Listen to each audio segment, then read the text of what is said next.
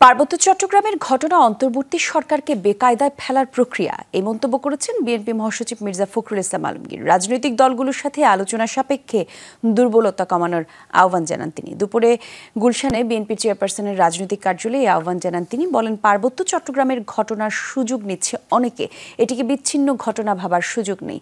বলেন, আওয়ামী লীগ সরকার তাদের সাথে চুক্তি করেছে কিন্তু সমস্যা সমাধান করেনি।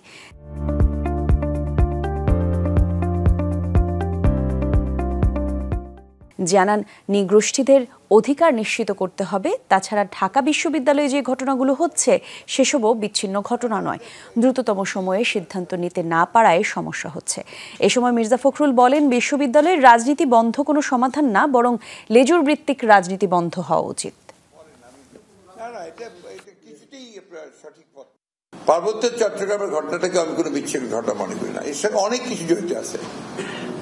আপনার এই সুযোগ একটা নেওয়া, শূন্যতার সুযোগ নেওয়া, অন্যদিকে আপনার জিও পলিটিক্সের যে পরিবর্তন এবং ঘটনাগুলো ঘটছে মিয়ানমারকে কেন্দ্র করে এবং আশেপাশের এলাকাগুলোকে, ওইদিকে আপনার ভারতবর্ষের মণিপুরের যে বিদ্রোহ, সবগুলোকে যদি আপনি আনেন জিও পলিটিক্সের এই ঘটনাগুলোকে, তাহলে কিন্তু ভেরি সিগনিফিকেন্ট।